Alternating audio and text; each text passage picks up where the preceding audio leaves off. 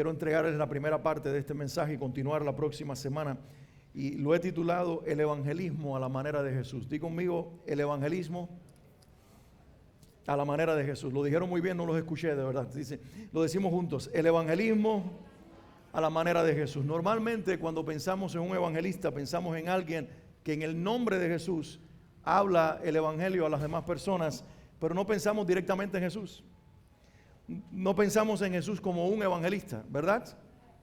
Pero la Biblia nos dice esto. Yo quiero comenzar leyendo este versículo, es el primero que quiero entregarles a ustedes en esta mañana, Lucas 19:10. Dice Lucas 19:10, porque el Hijo del Hombre vino a buscar y a salvar lo que se había perdido. Te pregunto, ¿quién es el Hijo del Hombre? El Hijo del Hombre es Jesús. Y de acuerdo a esta declaración de Lucas, Jesús mismo dijo de él que él vino, ¿a qué iglesia? Vino a buscar y vino a salvar lo que se había perdido. De aquí sacamos entonces la conclusión de que el más grande evangelista de todos los tiempos tiene un nombre y se llama Jesús. Billy Graham fue increíblemente usado por Dios, pero no fue más grande evangelista que Jesús. G.G. Ávila fue usadísimo por Dios como evangelista, pero no fue más grande evangelista que Jesús. Luis Palau fue un tremendo evangelista, pero no fue más grande que Jesús como evangelista. Jesús es el más grande evangelista de la historia, porque ellos pasaron, fueron temporales, tuvieron un tiempo, una generación. Jesús permanece vivo y permanece intencionalmente queriendo ganar las almas.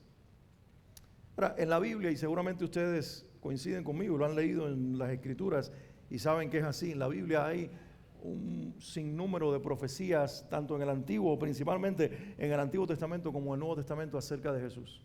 Los profetas profetizaron acerca de su nacimiento. ¿Lo recuerdan? Hablaron mucho acerca del nacimiento de Jesús, pero también profetizaron acerca de su vida. ¿Dónde crecería? ¿A dónde se iría siendo pequeño? ¿A qué ciudad regresaría o pueblo para crecer? Hablaron acerca de cómo sería su ministerio en la tierra y finalmente hablaron de su muerte, pero también de su resurrección. Lo curioso de cada una de estas profecías que acabo de mencionar es que todas se cumplieron. Algunas fueron profetizadas 700 años antes de que se cumplieran y sin embargo se cumplieron.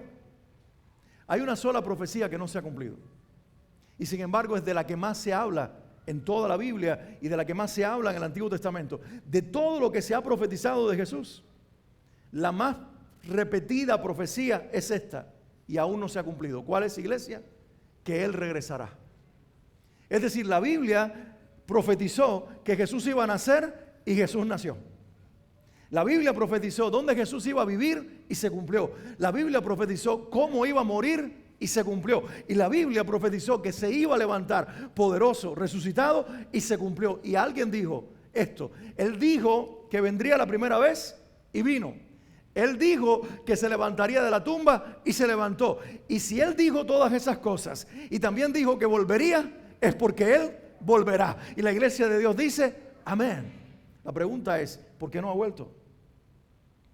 Y mira cómo Pedro, de una manera clara, directa, preciosa y revelada por el Espíritu Santo, nos da quizás la razón más poderosa por la cual Jesús todavía no ha regresado. Segunda de Pedro 3:9. Dice, el Señor no retarda su promesa. ¿Cuál promesa? De que Él viene otra vez. El Señor no retarda su promesa, según algunos la tienen por tardanza, sino que, iglesia, es paciente para con nosotros, no queriendo ¿qué cosa? Que ninguno perezca, sino que todos procedan al arrepentimiento. ¿Qué está diciendo Pedro? Pedro está diciendo, Jesús no ha venido no porque no haya templo en Jerusalén. Jesús no ha venido por X o otra razón que los hombres ponemos. La razón principal y la señal más profética es que Él está esperando que más personas se salven con el evangelio que Él vino a manifestar en una cruz y que también hizo realidad y vida al levantarse de entre los muertos. ¿Cuál es el mayor compromiso de nuestro Salvador entonces? Salvar almas. Cristo es el más grande evangelista de todos los tiempos. Con razón, Jesús dijo en Mateo 24, cuando menciona 7 señales, una detrás de otra, diciendo, esto es lo que va a acontecer antes de que yo venga. Y cuando llega la séptima, ¿saben qué fue lo que dijo? La última, la que lo resume todo, la que dice lo que va a suceder justo antes de que Él venga. Él dice, y este evangelio del reino será predicado hasta lo último de la tierra. Y entonces vendrá el fin, vendrá el último tiempo, vendrá la última generación, vendrá el último proceso profético de la historia. ¿En qué está el enfoque de nuestro Salvador? Di conmigo, en que las almas se salven. Así que quiero hacer esta afirmación antes de seguir adelante. Si tú y yo queremos que Jesús regrese pronto, ¿cuántos quieren que Jesús regrese pronto? Si tú y yo queremos que Jesús regrese pronto, vamos a predicar el evangelio a toda criatura, porque Él dijo que cuando este evangelio sea predicado hasta lo último de la tierra, entonces el fin vendrá. Y después de ese periodo del fin, Él viene otra vez. Alguien debería decir amén. Ahora quiero que leamos otro pasaje de la Biblia que a nosotros seguramente nos encanta leer y nos gusta y amamos y contiene mucha verdad al respecto. Y me refiero a Hechos capítulo 1, versículos 6 al 8. Porque miren, los discípulos, y esto es lo que voy a leer a continuación, justo cuando ven a Cristo resucitado, está a punto de irse al cielo, ellos entienden que si Jesús resucitó es porque el establecimiento de su reino está muy cerca. Y miren lo que los discípulos le preguntan al Señor. Dice, entonces los que estaban reunidos con Él preguntaron, Señor, ¿es ahora cuando vas a restablecer el reino de Israel? Y miren la respuesta de Jesús. No les toca a ustedes conocer la hora ni el momento determinados por la autoridad misma del Padre. Pero cuando venga el Espíritu Santo sobre ustedes, recibirán poder y serán mis testigos tanto en Jerusalén como en toda Judea y Samaria y hasta los confines de la tierra. No perdamos de vista esto. Jesús se levantó poderoso de la tumba, está resucitado. Los discípulos tienen la oportunidad de verlo a Jesús resucitado delante de ellos. Y sus mentes, como buenos judíos, inmediatamente se llenan de este pensamiento. Si el Rey y el Mesías conquistó la muerte y lo tenemos de regreso otra vez, vivo y resucitado, eso significa que ahora va a quitar a Roma del poder, se va a sentar en el trono de Israel y desde Jerusalén va a gobernar las naciones. Y todo lo que está en la profecía de Isaías y de los profetas del Antiguo Testamento, llegó el día, debe ser esta la hora. Así que tuvieron fuerzas y le dijeron y le hicieron esta pregunta: Señor, ¿tú le vas a restaurar el reino a Israel ahora? Y es como nosotros, la iglesia, pensando cuando vemos cualquier movimiento en las naciones y vemos que sucede esto y que el presidente Trump se reúne con reyes árabes en el Medio Oriente para hacer la paz en Israel, entre Israel y Gaza, y decimos, profecías cumplidas, el tiempo se acerca. La mentalidad de la iglesia está donde estaba la mentalidad de los discípulos. Nosotros estamos viendo señales para ver si Cristo viene. ¿Eso está mal o está bien?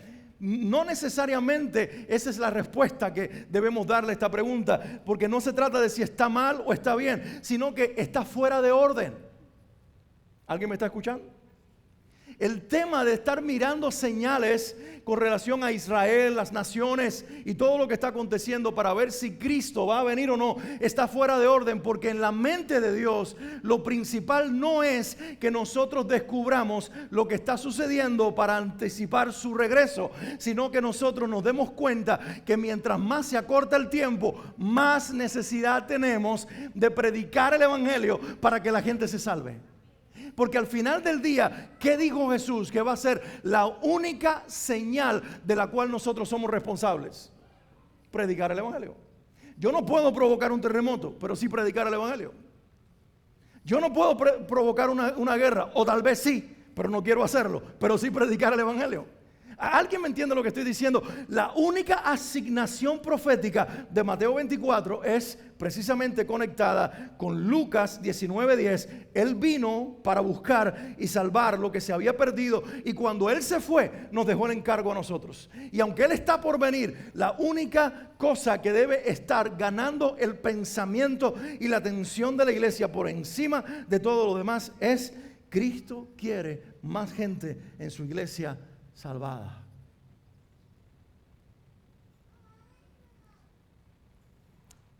Dice, cuando venga el Espíritu Santo. Ustedes están pidiendo por un reino restablecido, pero esta es mi respuesta. A ustedes no les toca conocer eso.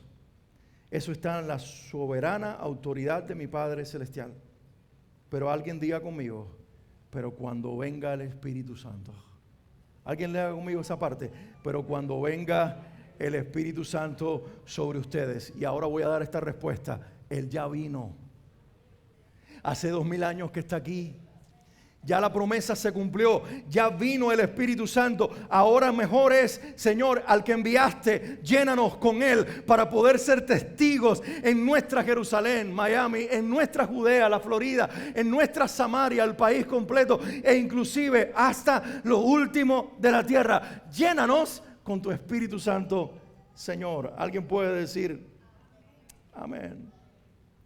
Así que yo quiero hoy, y tengo 3 historias en las cuales Jesús se relaciona con diferentes personas y nos muestra cómo el Espíritu Santo lo usó para traer salvación a la vida de esas personas. Pero voy a usar solamente una historia. La primera, el primer encuentro que Jesús tuvo con alguien en el Nuevo Testamento, en los Evangelios, porque es una historia bien larga y los últimos minutos que nos quedan los quiero invertir en esto.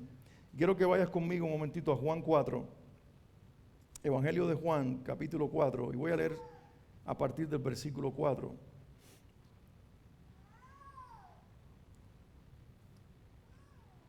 Si ya lo tienes, puedes decirme amén. Y la historia comienza diciendo en el versículo que quiero leer, versículo 4, como tenía que pasar por Samaria, llegó a un pueblo samaritano llamado Sicar, cerca del terreno que Jacob había dado a su hijo José. Allí estaba el pozo de Jacob. Jesús, fatigado del camino, se sentó junto al pozo. Era cerca del mediodía. En eso, una mujer de Samaria llegó a sacar agua y Jesús le dijo, dame un poco de agua. Sus discípulos habían ido al pueblo a comprar comida. Entonces, como los judíos no se relacionaban con los samaritanos, la mujer respondió, ¿cómo se te ocurre pedirme agua si tú eres judío y yo soy samaritana? Jesús contestó, si supieras lo que Dios puede dar y conocieras al que te está pidiendo agua, tú le habrías pedido a él y él te habría dado agua viva. Y quiero ahora leer la otra porción del pasaje que dice, todo el que beba de esta agua volverá a tener sed, respondió Jesús. Pero el que beba del agua que yo le daré no volverá a tener sed jamás, sino que dentro de él esa agua se convertirá en un manantial que brotará vida eterna. Señor, dijo la mujer, dame de esa agua para que no vuelva a tener sed, ni siga viniendo aquí a sacarla. Ve a llamar a tu esposo y vuelve acá, dijo Jesús. No tengo esposo, respondió ella. Jesús le dijo, bien has dicho que no tienes esposo. Es cierto que has tenido 5 y el que ahora tienes no es tu esposo. En esto has dicho la verdad. La mujer le dijo, Señor, me doy cuenta de que tú eres profeta. Nuestros antepasados adoraron en este monte, pero ustedes, los judíos, dicen que el lugar donde debemos adorar está en Jerusalén. Jesús contestó, créeme, mujer, que se acerca la hora que ni en este monte ni en Jerusalén adorarán ustedes al Padre. Ahora ustedes adoran lo que no conocen, nosotros adoramos lo que conocemos, porque la salvación proviene de los judíos. Pero se acerca la hora, y ha llegado ya, en que los verdaderos adoradores rendirán culto al Padre en espíritu y en verdad, porque así quiere el Padre que sean los que le adoren. Dios es espíritu, y quienes lo adoran deben hacerlo en espíritu y en verdad. Sé que viene el Mesías, al que llaman el Cristo, respondió la mujer. Cuando Él venga, nos explicará todas las cosas. Ese soy yo, el que habla contigo, le dijo Jesús. ¿Por qué te leo esta historia en relación con todo lo que dije anteriormente? Porque si Jesús se revela en las Escrituras como el primero y el principal evangelista en la historia de la humanidad, como el más interesado en salvar las almas, ¿de quién tenemos nosotros que aprender a la hora de comunicar y compartir el evangelio a las personas? Principalmente de Jesús. Y la Biblia, el Nuevo Testamento, los Evangelios, están llenos de historias como esta que acabo de compartir, en las que Él, en su encuentro con las personas, reveló formas y maneras en las cuales acercar a esas vidas a su Padre Celestial y traerlos a salvación. Y aquí, en este encuentro con esta mujer, yo quiero dejarte alguna reflexión con respecto a lo que vemos aquí para aprender cómo nosotros podemos hacer cuando alguien en nuestro camino necesita a Cristo como la samaritana lo necesitó. Y lo primero que quiero resaltar de esta historia es que el encuentro no lo inició la samaritana, lo inició Jesús. Y si tú vas a estar aquí el próximo domingo y me vas a escuchar mencionando la última historia, te darás cuenta de que esto que estoy haciendo es un contraste que no siempre Jesús lo practicó. Pero en el caso de esta mujer tengo que resaltar esto. En este caso Jesús no esperó que esta persona viniera a él, sino que él fue a ella. ¿Vieron lo que dijo el pasaje? La historia dice que Jesús dijo que le era necesario pasar por Samaria. Y luego nos damos cuenta que la necesidad que tenía era encontrarse con esa mujer. Es decir, que Jesús había preparado un encuentro, aunque ella no lo sabía, entre él y la mujer, porque la intención de él era salvarlo. Hay personas en esta vida que sus situaciones personales, lo que han vivido, los ha marcado tanto que aunque tienen una profunda necesidad espiritual, nunca van a iniciar el camino de encuentro con Jesús. ¿Alguien me está entendiendo? Hay gente que necesita a Jesús alrededor de nosotros y no va a dar señales ni indicios que lo necesita, porque la vida y sus decisiones personales los han golpeado tanto y tan duro que ellos se mantienen en la sombra y al margen y no inician conversaciones religiosas o espirituales porque tienen miedo a ser marcados, ofendidos o heridos otra vez. ¿Estás aquí conmigo, iglesia? Entonces lo primero que hace Jesús es entender que esta persona que él quería salvar, nunca llegaría a él a menos que él llegara a ella. ¿Qué te dice esto? Que hay gente en el camino de tu vida que parecen tímidas o cerradas o inclusive maleducadas, que cuando tú les hablas te contestan mal, que no quieren tener un diálogo contigo, que se mantienen aislados de nuestra fe. Pueden estar en tu familia o en tu círculo de amigos, o entre tus conocidos, y tú dices, a ella yo no le voy a hablar, porque siempre tiene una mala cara, porque cuando le hablo de Dios, mira para el otro lado, porque se mantiene al margen, porque sabe que soy cristiano, cristiana, y nunca me ha dicho que le hable del Señor. ¿Sabes por qué no lo hace? Porque no puede. Porque sus heridas y sus decisiones las pusieron en un rincón donde no sabe salir de allí, pero Jesús entra a donde nadie quería entrar, el lugar de la marginación, para encontrarse con una mujer que sobre todas las cosas necesitaba al Salvador antes que ninguna otra cosa. Señor, regálanos tu corazón, deberíamos orar en este momento. Danos la sensibilidad de tu espíritu para poder mirar como tú miras y buscar a quienes tú quieres alcanzar y entender que muchos que se mantienen a la distancia no están allí porque quieren, sino porque no pueden acercarse al Salvador. Tú y yo somos el vínculo, iglesia. Pero me encanta Jesús porque cuando Él se acerca a la mujer, Él no llega con un aire de grandeza que la tenía, de poder que lo tenía, de rey que era, sino que Jesús se hace vulnerable frente a la mujer. ¿Ustedes vieron cómo Él inicia el diálogo? Es las 12 del día, dice el pasaje, el mediodía, y si conoces la cultura y quizás has escuchado esto anteriormente dicho por mí o por cualquier otro predicador, en esos días en la cultura de Israel, ir a las 12 del día a buscar agua no era algo que normalmente se hacía, era algo que solamente lo hacían cierta clase de mujeres. Los hombres no iban a buscar agua, en primer lugar, porque el machismo reinaba. Eran las mujeres las que buscaban el agua, pero las otras mujeres no iban al mediodía. Porque ¿qué pasa con el mediodía? El sol está en su punto.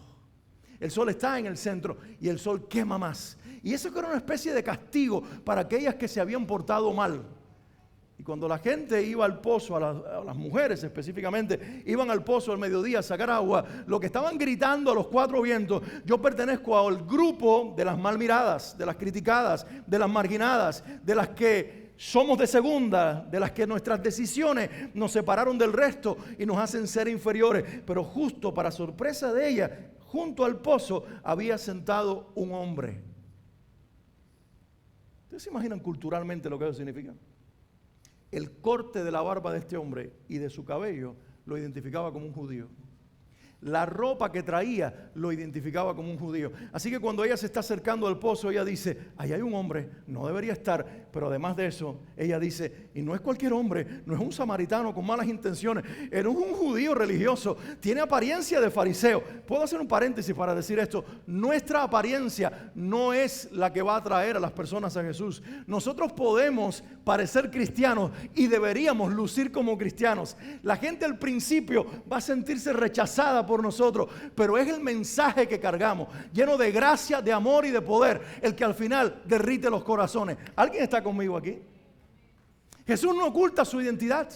Él pertenece a un pueblo judío, él pertenece a una religión, fariseo. Él luce como ellos, pero él no es como ellos, porque él no porta un mensaje similar.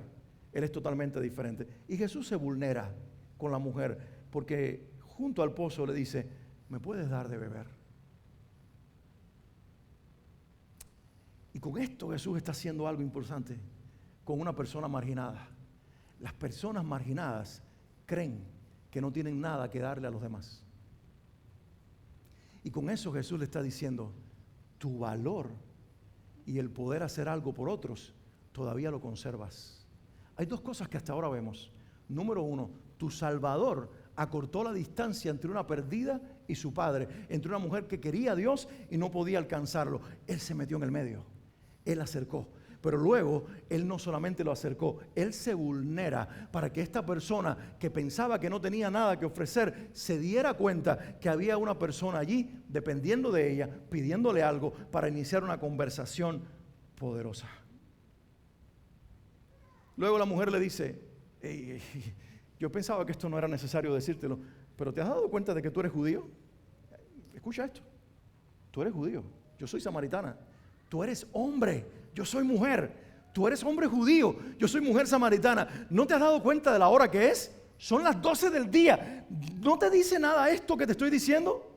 Tu cultura y la mía están peleadas. Ustedes no nos hablan a nosotros. Tu gente no pasa por estos lugares. Tu gente, los judíos como tú, se desvían distancias más largas para ir al otro extremo del país con tal de no pasar por aquí. ¿Y tú de dónde saliste? Judío, y estás aquí.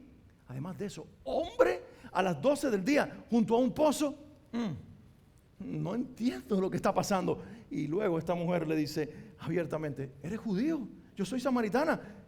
Y Jesús le dice, mira mujer, y con esto provoca la curiosidad de la mujer.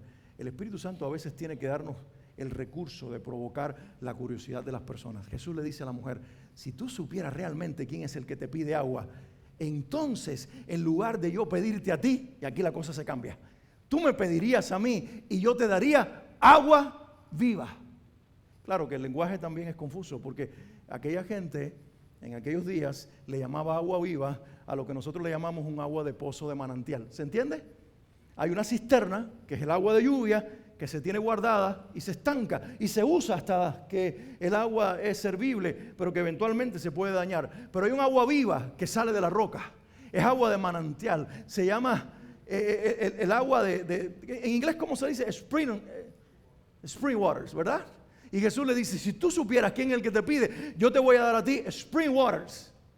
Te voy a dar agua de manantial, agua viva. Y la mujer dice, ¿y cómo? Si tú no tienes de dónde sacarla, tú eres mayor que nuestro padre Jacob que nos dio este pozo. Porque el pozo era de agua viva. El pozo era de agua de manantial. Y entonces Jesús obviamente la dirige hacia quien era él, el agua viva que calma la sed. Si tú supieras quién yo soy, te daría el agua viva que salta para vida eterna. Y con eso le declara el poder del Evangelio. Nosotros deberíamos revelar el poder del Evangelio. El poder del Evangelio está solo en nuestras palabras. ¿Estás aquí conmigo? ¿Me estás siguiendo? Ahora, en medio de todo este diálogo que nosotros leímos hace un ratito, se provoca en esta mujer la necesidad espiritual y finalmente ella se siente libre para comenzar a hablar temas que a ella le interesan. Y en un momento cuando Jesús le ofrece esta agua viva, que ella le dice, y acabamos de leerlo y seguramente lo recordarás, que ella le dice, Señor, dame de esa agua. Jesús, ¿qué le dijo? Jesús le dijo, llama a tu marido y ven, que yo les daré de beber a los dos. ¿Y por qué Jesús hace esto? Porque está a punto de manifestar uno de los dones que aparece en 1 Corintios 12, que se llama el don de ciencia. ¿Qué es el don de ciencia? Es conocer sobrenaturalmente algo relacionado con la vida de otra persona. Y la mujer le dice, no tengo marido.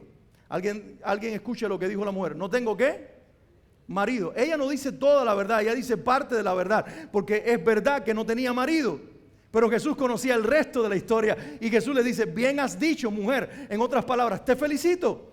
Te felicito por tu sinceridad, te felicito porque en lugar de ocultarme la verdad, me acabas de decir parte de ella, que no tienes marido, porque en realidad, y ahora viene la ciencia, ahora viene el conocimiento revelado, con el propósito no de avergonzar, sino con el propósito de salvar y traer vida eterna. Y Jesús le dice, en realidad 5 maridos has tenido. La mujer como que, ¿y a este quién se lo digo? 5 maridos has tenido y el que ahora tienes, porque si vives con un hombre, no es tu marido. A lo mejor es el de otra o es de ninguna, pero tuyo no es. Y la mujer, ¿cómo se habrá quedado?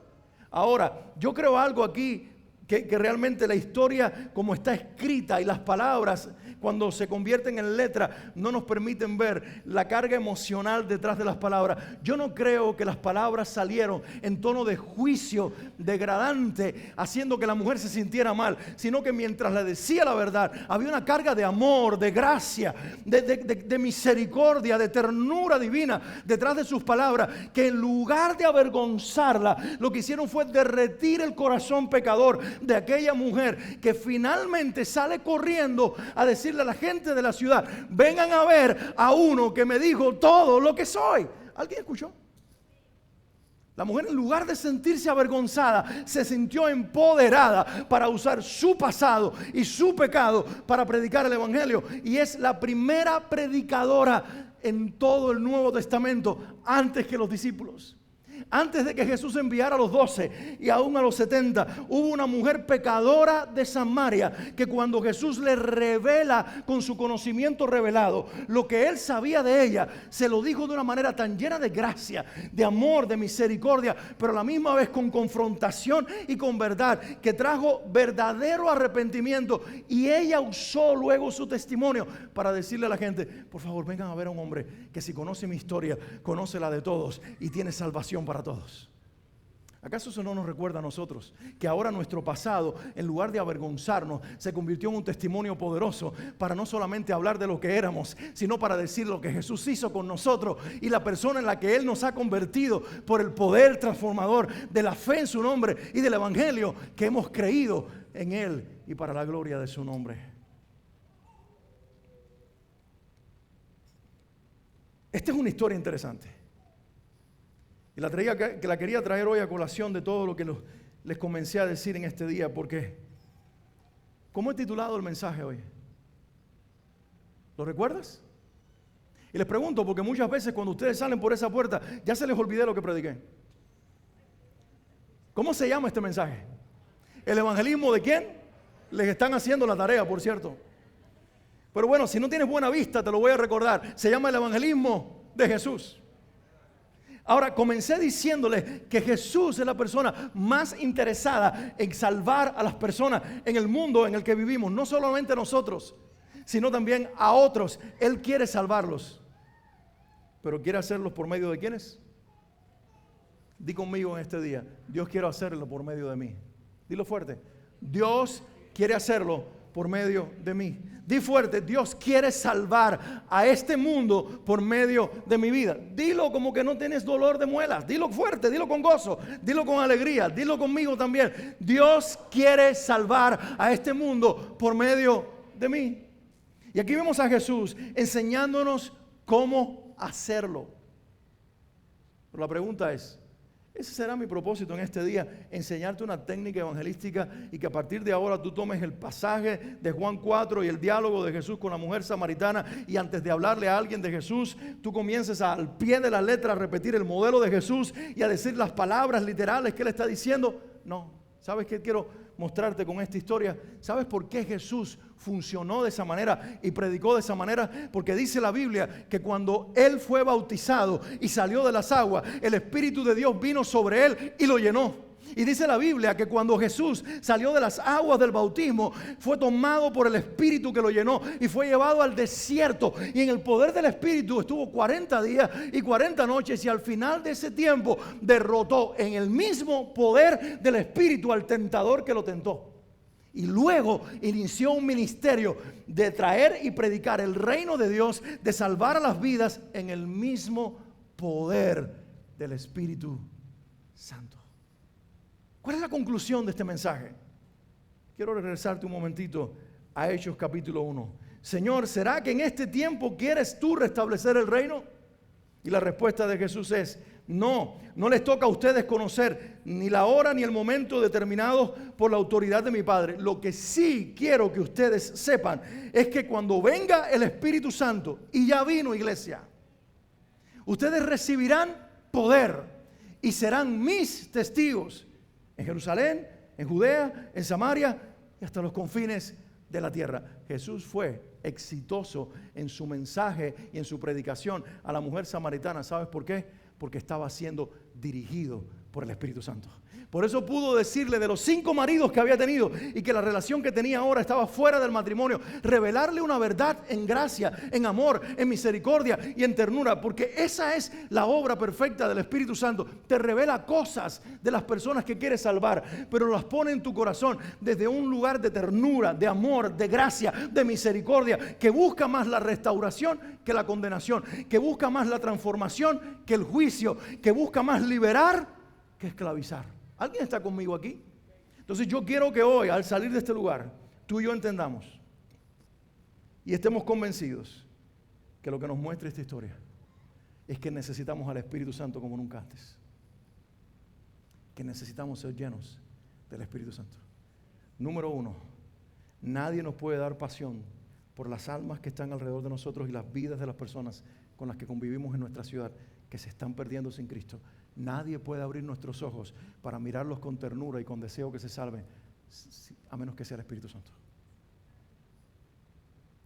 Nadie puede darnos la valentía, el denuedo sobrenatural para acercarnos y en el poder y la gracia de Dios hablarles de Jesús, si no es el Espíritu Santo. Y nadie puede darnos las herramientas espirituales para predicar eficazmente y que la gente se salve, si no es el Espíritu Santo. Así que lo que te quiero invitar en este día es: Señor, en las Escrituras, y quiero que esta sea la convicción tuya y que tú te llenes de este pensamiento. Señor, en las Escrituras vemos a un Jesús usado con poder, pero tenemos que entender esto: en los 33 años y medio que el Hijo de Dios estuvo en la tierra, no vivió como Dios siendo Dios, vivió como hombre lleno del Espíritu Santo.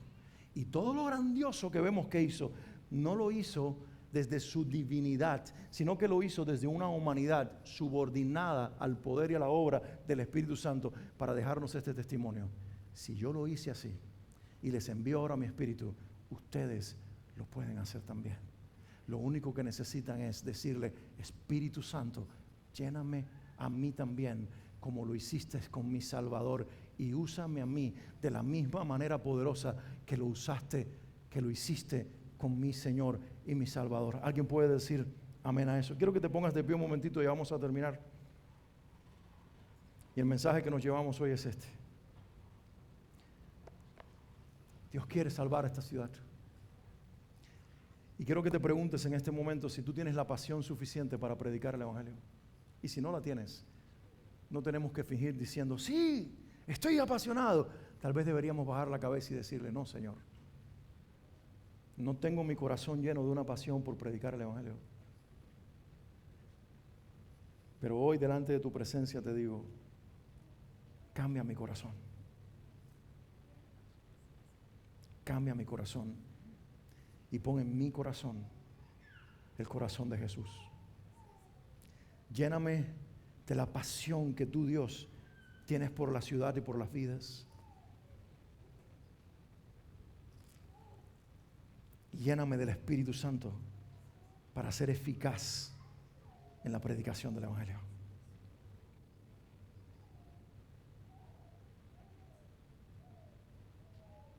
Y si tú quieres responder a ese llamado en este día, antes de que yo ore, si en esta misma semana tú quieres ser usado por Dios, y despertado y despertada por el Espíritu Santo con una pasión sobrenatural para hablar de Cristo a otras personas.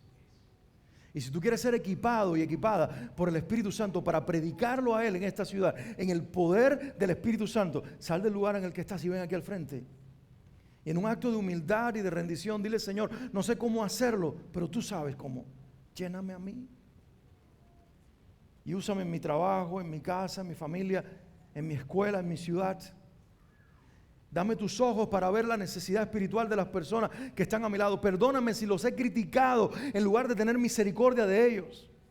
Perdóname si me he reunido con otras personas para hablar acerca de otros mal, de mis vecinos, de los que trabajan conmigo, en lugar de apartarme para orar por ellos y rogarte que el Espíritu Santo los comience a provocar al arrepentimiento.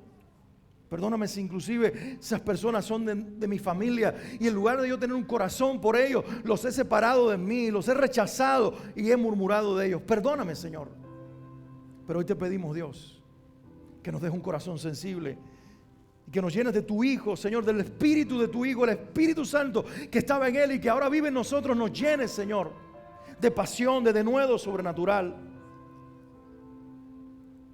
para poder mirar las almas y querer con fuerza y con deseo sobrenatural entregarles la verdad del amor de Cristo, que los puede salvar a ellos como nos salvó a nosotros.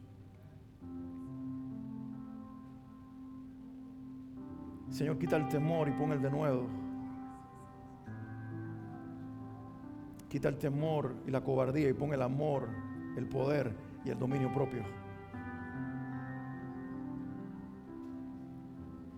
Y si nuestro argumento hoy delante de ti es no sé, no puedo, no sé qué decir, recuérdanos que no se trata de nosotros aprendiendo, razonando un método enlatado de predicar el Evangelio, sino de llenarnos de una persona, el Espíritu Santo, para con una sensibilidad extrema y sobrenatural poder hablar con poder el mensaje que cambia las vidas.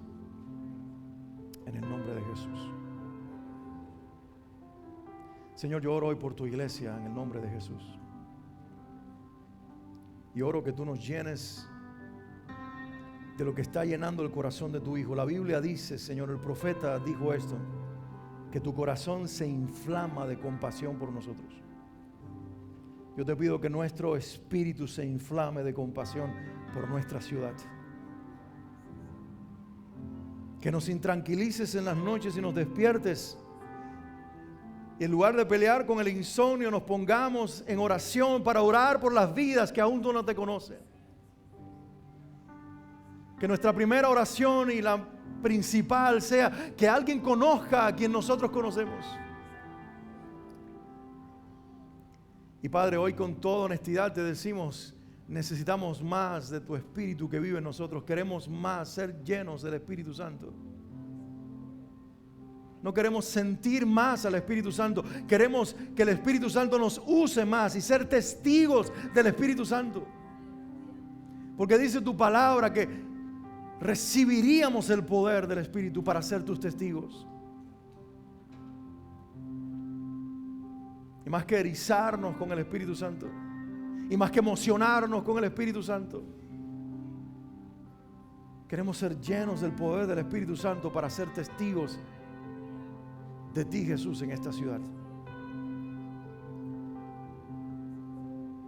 Crea encuentros sobrenaturales en esta semana y citas divinas en las cuales, señores, nosotros podamos ser usados por ti, Padre, de una manera poderosa que traiga salvación a la vida de una persona. Te encargo a estos tus hijos y te pido, Señor, que escuches el clamor de sus corazones y los llenes con el poder de tu Espíritu en el nombre de Jesús. Amén y amén.